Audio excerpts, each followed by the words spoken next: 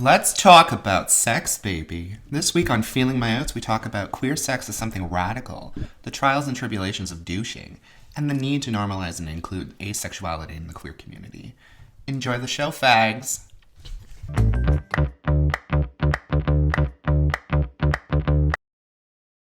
Hello, welcome back to Feeling My Oats. We are your host, Jeff Dunaway. And Jojo. And for those of you who just are joining us for the first time, this is of course our weekly chat show where we talk about various topics, ideas, events, people, and concepts with our unfiltered opinions. But one question unites us all. What's making you feel your oats right now? But before we jump into the episode, we want to thank you all for tuning in to the pod.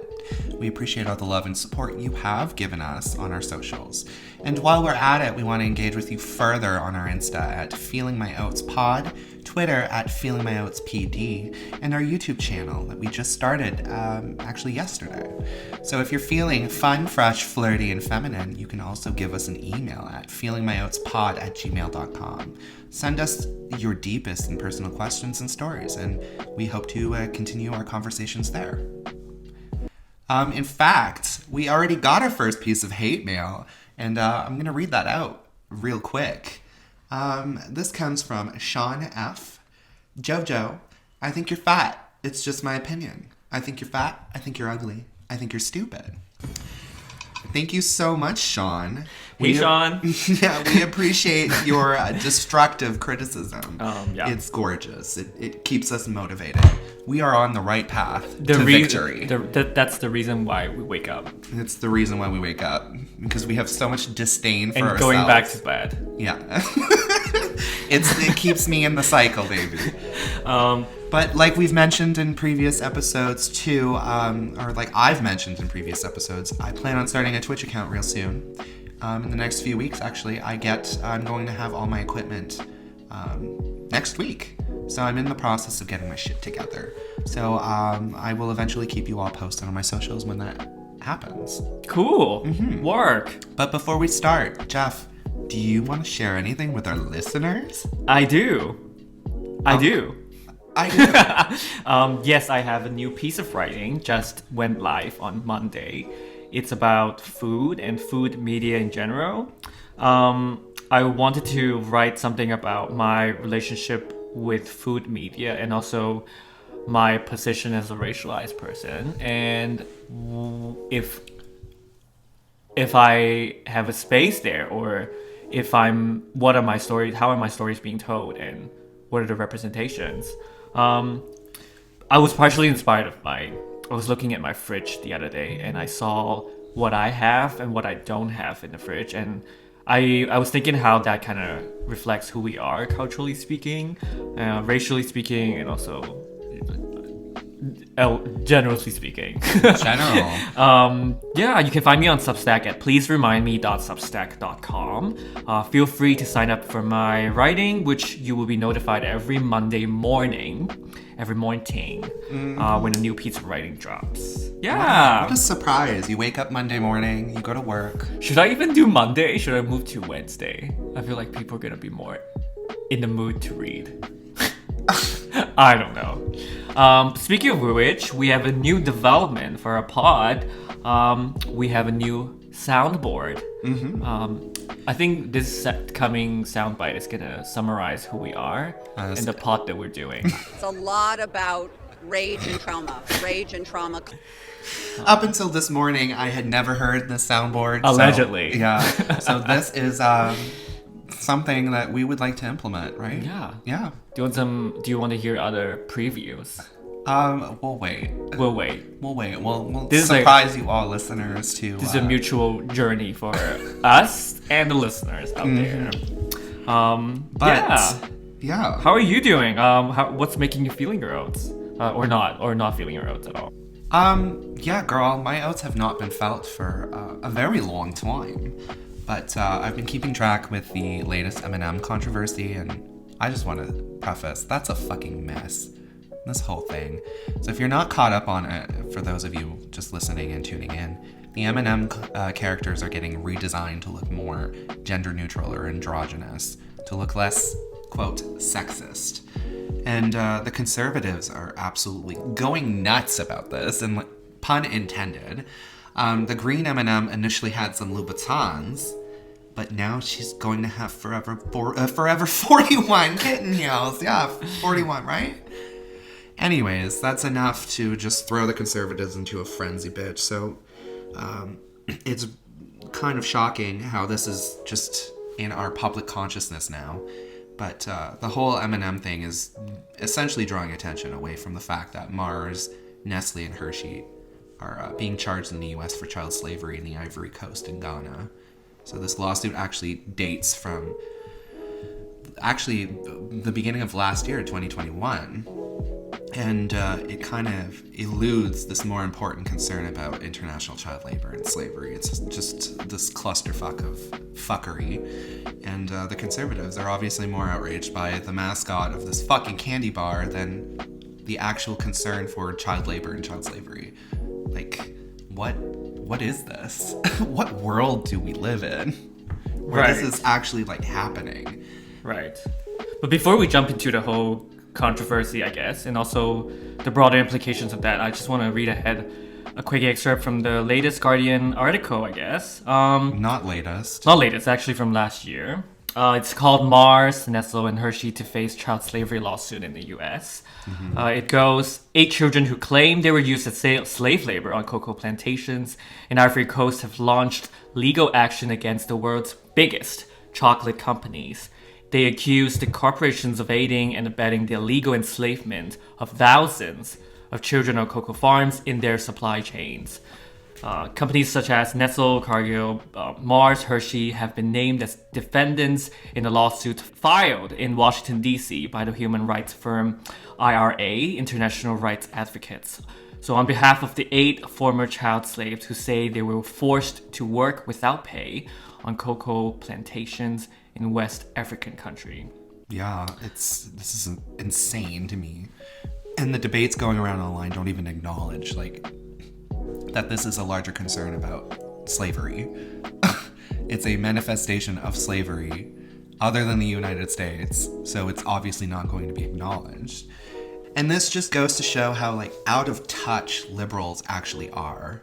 I think to add on to the insanity that you're describing is our internet obsession with American and in the center, and thinking of the American as a center, while I think like the left and the right are so stuck with their own narrative of being pissed about something and being not pissed about something, or being happy that there's like they're always in constant battle with each other. But at the same time, like third world, like labor, there's a bigger issue out there outside of the American empire, which I think everybody's just not. Well, the American empire is just fucking everywhere. It's in every single crevice across the world. Right. They intrude everywhere. Yeah, but I just think as someone who is from the so-called third world, I think when I'm on the internet, I'm particularly aware of my participation in the American media. Oh yeah. And like I feel like I have the privilege to know more about other parts of the world. Yeah.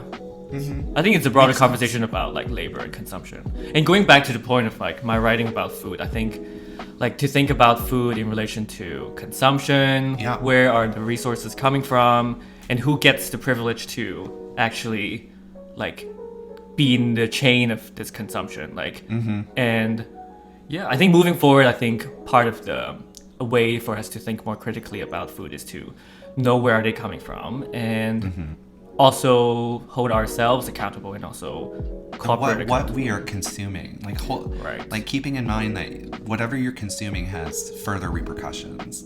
Someone else has to cultivate, you know, the ingredient, and then it's manufactured, and then it's delivered to you and marketed towards us in the West. Right. I mean, the question behind all of this is there ethical consumption under capitalism? Which there isn't, but it doesn't push our morals away from the window, and for us to really cultivate a sense of like active thinking about where are things coming from, and what are the people that are involved. And sometimes windows, you can see your reflection. I don't know. No, it's just It's just, hey, sometimes you need to look inwards to realize that you are also part of the problem. So acknowledge that and do something about it, right? Yeah. Just stop consuming. Stop consuming doesn't really. Stop consuming things that are unnecessary to your flourishing and to your livelihood. So Marie Kondoing it. Yeah, if it doesn't bring me joy, throw it out the window. Chocolate brings me joy. It does, but shouldn't at the expense of child slavery is child slavery. Maybe that's a good chance to think about other things that brings you joy, or less harmful ways to have pleasures in the world. It's chocolate. It's chocolate. So moving on to our new segment, we want to introduce a new segment called What's an Adjective? What's an adjective? Very that. So over the past 2 episodes, we've spent some time doing speed rounds where we're trying to provide our opinions about various topics and things. But today we want to switch it up. Instead of providing those random topics, we're going to use an adjective generator to prompt the first thing that comes to mind. And we want to tell each other stories. So anything from personal stories, something we've read elsewhere in the past, could be anything. Yeah. And we just want to use this to guide us in our thinking. Yeah. Guide us somewhere far in the distance. Yeah. So without further ado, let's see what adjective we got. Hit it. We got unfair. Unfair. Ooh. Can I go first? Yeah. So me cutting into your time is unfair. Exactly. Yeah. We got it. I think the first thing that comes to me is I needed to stop complaining about fairness. Yeah. It's for those who are not listening, I'm an Asian queer person, and it's so easy to dug into the identity box of you're treated unfairly because of your Asianness. Yeah. Which I think if we're born into this reality, it's true though. It is true. I was just going to say that. 90% of it is probably true, but how much of the percentage is work left for me to untangle all of this and actually enjoy life as a fully dimensional and fully realized person? That's dense. That's dense. I don't think it's that dense. It is dense. But I'm glad it only took me 25 or 26-ish years to get there. Because I don't think... And then someone's just going to shove you right off. Yeah. And you're going to have to do another 26 years. Nope, I'm not letting it happen. No, I'm going to kill myself. By that point, you might as well. Okay. That's my take on unfair. I think it's a lot of work to do that. Yeah. Well, because it's so easily going to the route of complaining. But complain. Do it. But there's only so little time, so little time that I'm on Earth to do those complaining. Where there's a whole world of people that I can connect with and complain. Just complain. Yell, bitch. Okay. Yell at the top of your lungs. I will. I have these conversations with friends and other friends other than you. And family members and shit, and I kind of always bring up this idea that the world we live in is completely unfair. It's ridiculous how unfair it is for most people, including yourself. That's why I want you to yell and scream and disrupt disrupt peace. Because the way things are constructed has never been fair for any of us. I think it goes back to the idea of meritocracy. Yeah. It does not exist anymore. Mm-hmm. I think the mainstream society does not care about who is doing the best because everybody has their own sets of biases. Yeah, of course. Yeah. Wherever there's racial biases, body biases, or whatever. Yeah, and they come up when we least expect it. Right. You can try to filter yourself, but your biases they just pop up whenever. Yeah.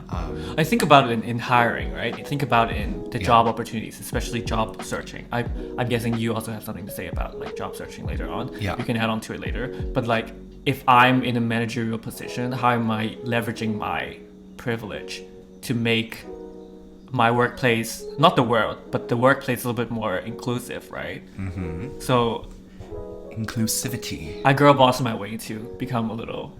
Yeah, I remember. I remember that. You complained and you threatened that you would leave. Yeah. And then they were like, please don't leave. Damn, I was a diversity hire, probably. Yeah, and you I mean, still it's- are the representation of diversity there in many ways. But I think about like who are hiring people and like if they actually hire people out of their race or familiarity, Yeah. right? yeah, know. I mean, most of the time, most places hire people that they already know.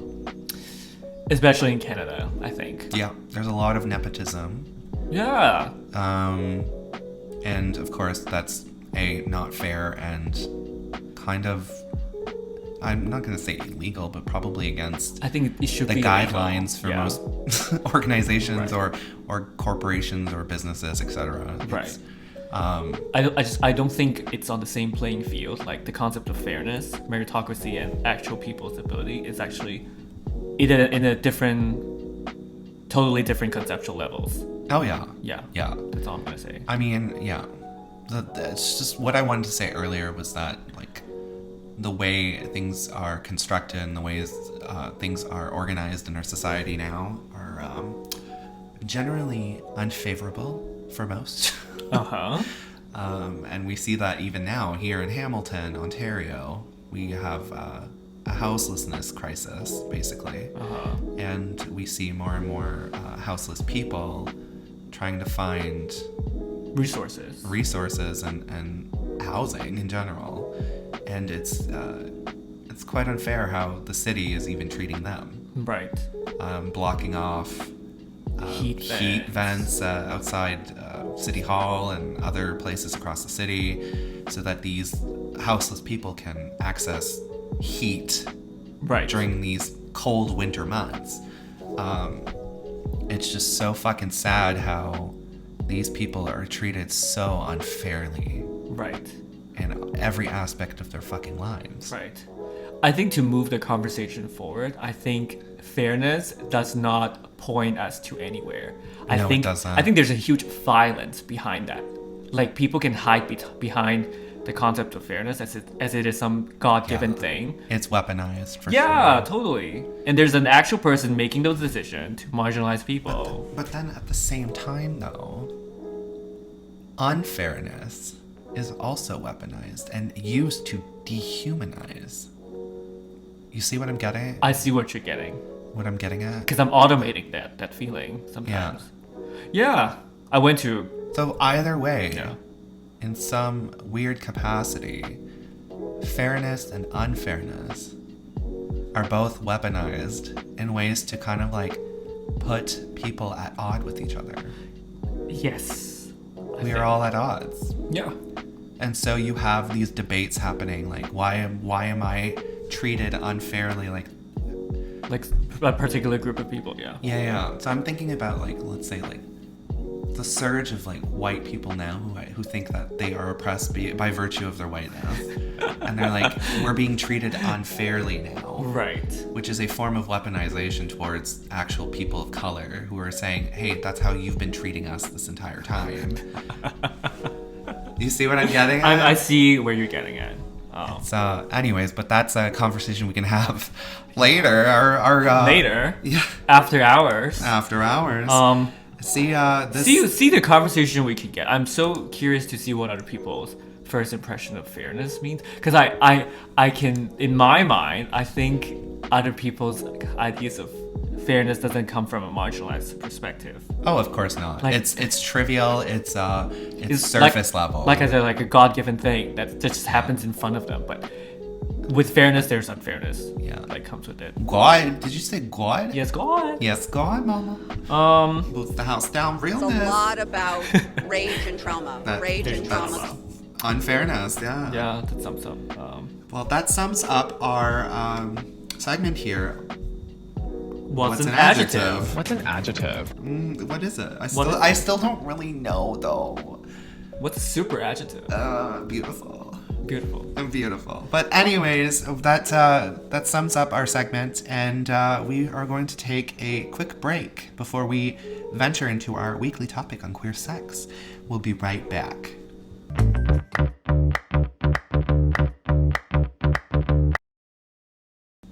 And we are back.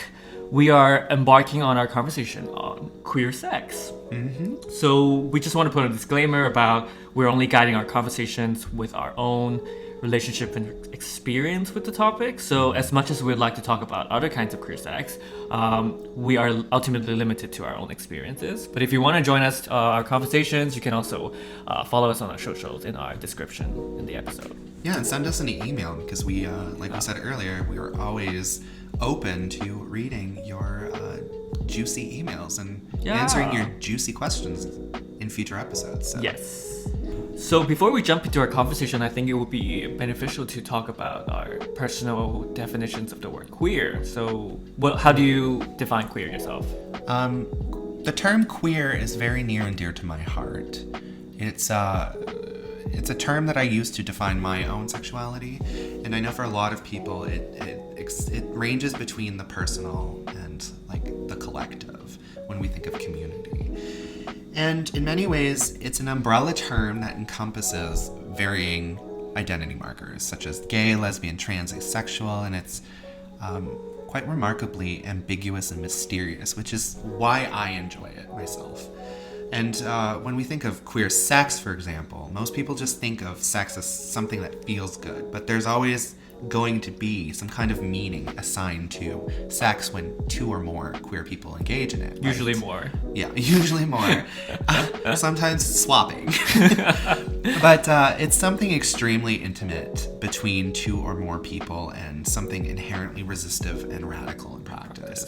And I think before we actually engage in this conversation about queer sex, we had to define what queer actually means, not just for ourselves, but for others as well. Right. It's a universal term that combines all of our experiences together. Right. But like from my perspective, I think my joys and my problems with the word queer is more like a problem of categorizing. Because for the longest time, from the liberation movement from the 70s, there's a whole coinage of LGBTQ. Back then when queer wasn't even a thing in itself. It was a slur.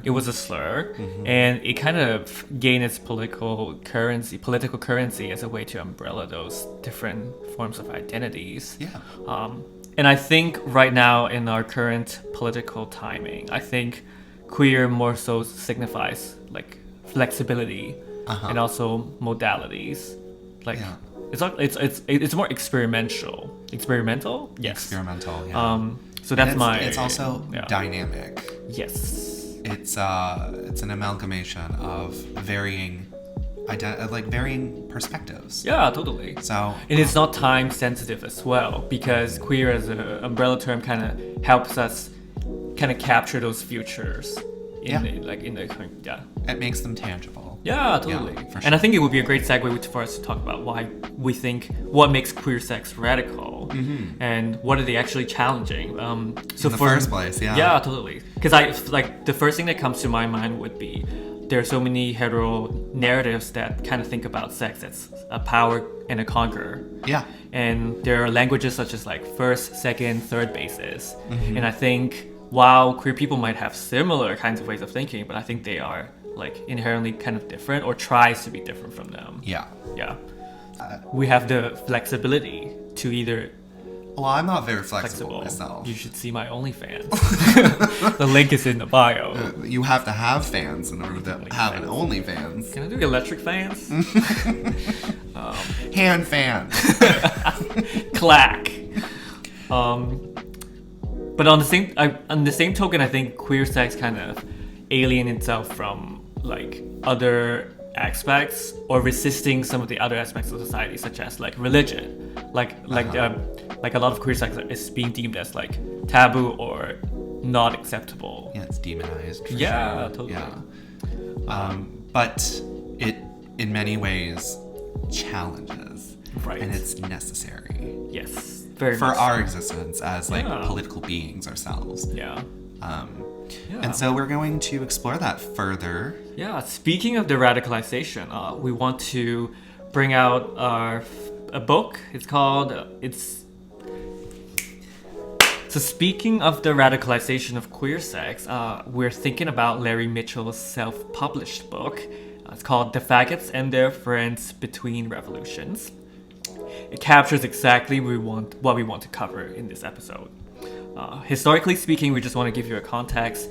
It was written in 1977, so 8 years right after the Stonewall riots.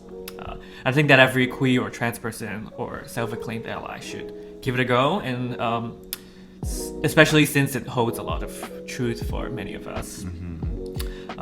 Stylistically, the book uses magical realism to introduce a community of faggots that practice a mentality that is anti-assimilationist in a way that they don't want to blend into the mainstream society.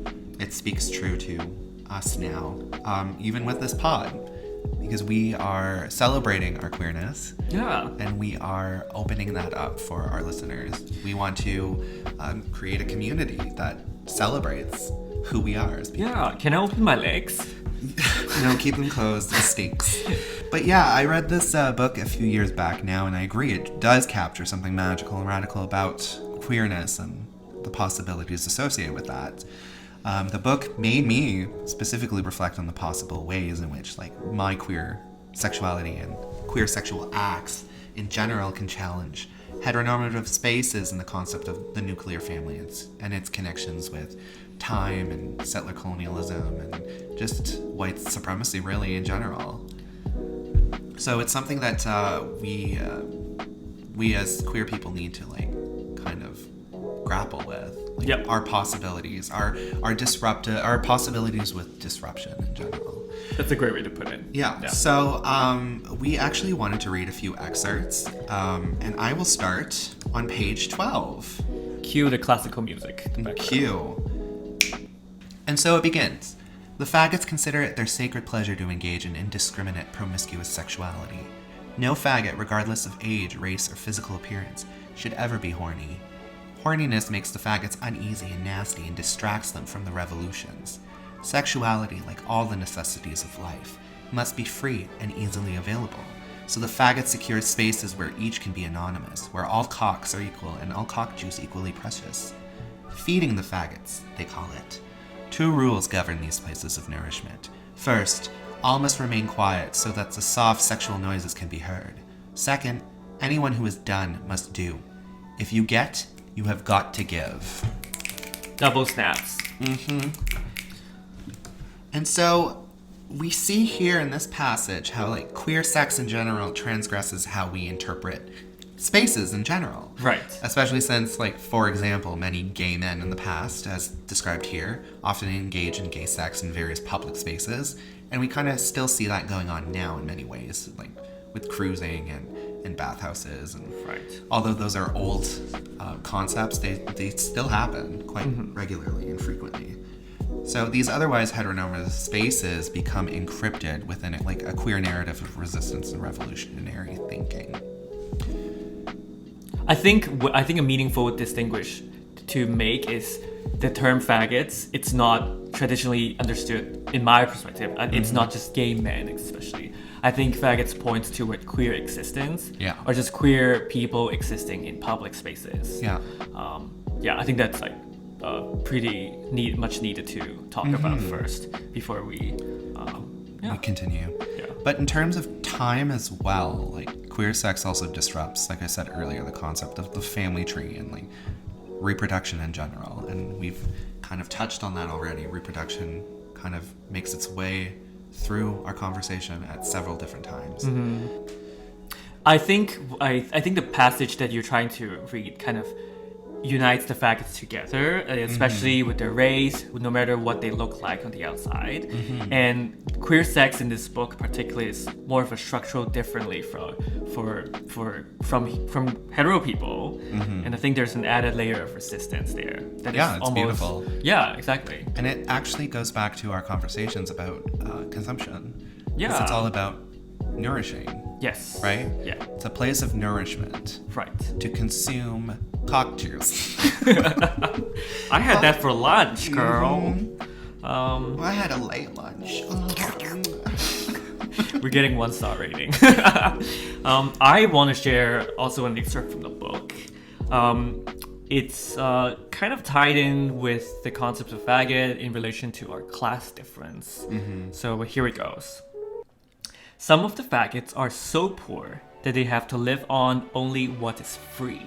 The tasty orgasm juice is free. Some of the faggots live on it. From other faggots, they receive this juice quickly, secretively, and in abundance. There are hidden meeting places where the poor faggots can go. For convenience, these meeting places are scattered all about the devastated city, in empty trucks and wooden parks, and abandoned buildings and obvious toilets. Sometimes the not-so-poor faggots, after a satisfying meal at home, will go to these gathering places for their dessert. So, one thing that jumps to me in this passage is, in this really short excerpt, like Larry is able to describe the two different kinds of faggots. One is really poor, one is not so poor. Yeah. How they manage to converge their need for sex. But what differs between them is how they get there. Yeah. And sex is something about survival. So, like, in our bare necessity, but sometimes other people are, like, who have more privilege and more capital can mean something that is very casual and Yeah. And they're the ones, though, that can transcend those spaces, though, yeah. at the same time. Right. So, I think there's an ambiguity there that doesn't tell us what their encounter is going to look like. And I think that prompts further conversations about, like, how do we, as queer people, unite together despite our class differences. yeah. Yeah. Which is more complicated than we will ever be able to cover on here. Right. But, Because, like, for me, it's particularly rings true because I have trouble dating men who are from a different class. yeah. And I have a lot of inherent shame about money and being poor. Yeah. We would definitely talk about these stories in future episodes. Yeah, for sure. Yeah, I think there's really fucking interesting stories. Yeah, we'll explore this a lot further, but Yeah. we do see, like, an obvious difference, too, between the not-so-poor faggots and their access to satisfying meals at home.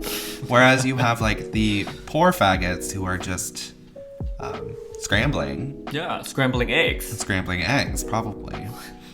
And they rely on what's free, right? So, the not-so-poor fags having dessert, and the poor fags just relying on what's free, which is cock juice. Yum, yum. Munch, munch. Crunch, crunch. But either way, this passage explores the radical, like, politicization of queer sex in public spaces, and it challenges so many things that we might not even consider, which is why I said earlier, it's so beautiful and necessary, right? But to quickly wrap up our reading of these excerpts, I think everybody has their own individual relationship with their sexuality, their body, class, their privilege. But to think of queer as a way to encapsulate all these different ideas, I think it will be a great way to kind of for us to frame these conversations, and also for us to really dig into what our queerness means individually and collectively speaking. Yeah. Yeah, we really recommend you check this book out. It's Larry Mitchell's book called The Faggots and Their Friends Between Revolutionaries. Noted how it's called Between Revolutions. You said revolutionaries. Revolutionaries, yeah. I mean, they are revolutionaries in a sense, right? We really want to encourage you to check it out, and preferably purchase a copy through an indie bookstore if you can. So go ahead. I support you. So before we talk more about queer sex, we want to take another break. Stay with us.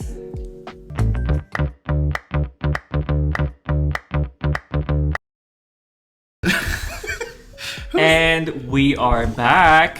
We are back to extend our discussion on queer sex. We hope you enjoy our ad. Bear in mind, it's just a joke. Yeah, we'll talk about what why we did that later on. Or not. Or not. We might You not. never know what you're gonna get here. So we already talked about queer sex as something radical, but what about other identities like asexuality and demisexuality that serves as something that to contrast the ones that we described in the book previously? But just to be clear, asexuality, the definition of that is someone who doesn't feel any kind of attraction towards someone regardless of their gender. And demisexuality is someone who has a sexual attraction towards someone who is only based on their emotional bonds between two or more people. So Jojo, I understand that you identify yourself in this category for the most part. So could you provide more information or insight as to what that entails for you? Yeah, sure. Even though I don't necessarily use the terms asexuality or demisexuality to identify myself, I still in many ways just use the term queer because I enjoy the ambiguity and the mystery that comes behind it. But I am just aware that I have no sexual desire or libido at this point to actually engage in sex the same way I used to when I was younger. In fact, I think my libido has probably been inhibited by my history and experiences with depression, as we explored last week. It's true. The people who experience depression are less likely to engage in sex or intimacy in any kind of way, and it speaks true to my experiences as well. Yeah. And when I do share some kind of sexual desire for someone, because I'm not absolutely absolved from feelings of romantic attachments or any kind of sexual desire, I'm not completely absolved from those feelings. And when I do share some kind of sexual desire for someone, it's usually someone I love or highly care about, and I need to have some kind of sentimental or romantic connection with someone in order to feel any kind of sexual desire for them. And in many ways, I also don't crave sex at all. It's not something that I actively pursue or even think about most of the time. It doesn't mean I don't anticipate to have sex with a potential partner down the line. It just means I need to make sure it's with someone special so that I can enjoy it too. Because sex is a mutual act. It's reciprocal. It should be reciprocal at least. Right. And that's why I bought a douche recently, actually. Right. You gotta still keep this hole clean, But is it a two-person job? Yeah. But going back to what we discussed earlier, the absence of sex and sexual desire still challenges what I suggested about the transgression of heteronormative spaces and time, right? It's possible to abstain from sex and still challenge the normativity of Western concepts of purity and reproduction, as we spoke of earlier, right? Yeah. So although they are different in action or lack thereof, they still nonetheless accomplish the same goal, whether you're having sex or abstaining from sex in that kind of way. Right. I think tracing back some steps from liberation movements, pride movements, even the concept of pride is something that is relying on visibility. It's relying on access even. We have this understanding of sexuality and also sex as something that should be celebrated in abundance, but whereas other people might not look at sexuality in the same way, right? Yeah, definitely. So I think asexuality and also demisexuality, not in my own understanding, I think lives in those ambiguous spaces under the queerness. Yeah, under the guise of queerness in general. Right. Yeah. I think we need to have more inclusive conversations about the inclusion of asexuality and demisexuality in the queer community and dialogue in general, right? So that we can develop healthier relationships with one another and our universal conception of what constitutes community love and sex, right? Yeah, going back to the point that I made earlier, I think queerness is it's not a time-sensitive concept. Yeah. It's about an acceptance of towards what is to come. We're opening so many threads here, representations on media culture and popular culture. To what extent do they inform us and also categorize us in the same way and into this whole capitalist circuit? And how do we move beyond that further. Yeah. Yeah, that's something that... I mean, in some ways, we are participating in that with this pod, but Right. we are acknowledging that at least, Right. and we are moving forward. If with the best- wheel is working, you don't have to play the wheel. Yeah, we're moving forward with the best intentions at least. Right. It is, I think a lot about queerness, it's generating a new language and ways of articulating those things. Yeah, and like we've said before, like just opening up like possibilities for revolutionary thinking when it comes to our sexual identities. Totally. Because inherently they are always political and always will be political in some kind of way, right? Right. Yeah. They always work, In tandem. with other identities to challenge the normalization of like this oppressive regime that we live in. Honestly, I love that. Honestly, I don't. Sorry. It's a lot about rage and trauma. Rage and trauma. yeah, that's Rage and trauma. but like, that's being gay. That movie's an allegory for being a fucking faggot. I think we're all angry about like topics like this underneath all of the layers, but that like how do we channel that anger, right?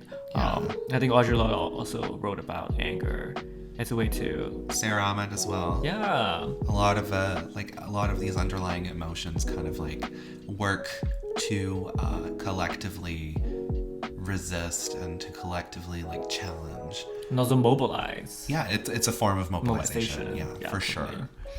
Yeah, I think we have a pretty conclusive conversation so far about what queer sex means. We want to hear more about what you think about all of this and your participation or participation to come with when it comes to queer sex. Yeah. And if you have any personal stories you can share with us, just send us an email at feelingmyoatspod@gmail.com or hit us up on our socials. Yeah, we are always open to bringing those DMs into the pod as well, right? We'll love that. Yeah. If you have questions, you don't necessarily just have to email us, but you can drop a message on our socials, and we will pick that up and consider.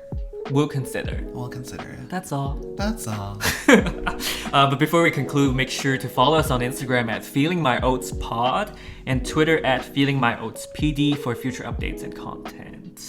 You can also find me on Substack at pleaseremindme.substack.com, and you'll be able to find Jojo on Twitch real soon. And you can also find us on YouTube, which we just established. So Sweet. It's like an audio only. Yeah, for now. For now. We're having plans to establish... Perhaps record ourselves. Yeah. Or videotape. We're doing Patreon. Sex tape. OnlyFans. OnlyFans is fucked. Like, it's a fucking business. They run it as a business. But anyway, we're thinking about running a Patreon soon just to help out with the cost of running the channel. Mm-hmm. We want to see you there in the future. Yeah. In the meantime, thank you for listening to our faggy, fantastic, and fun voices and opinions, and we hope you feel your oats today. It's fine. It's a lot about rage and trauma. Rage and trauma. Why?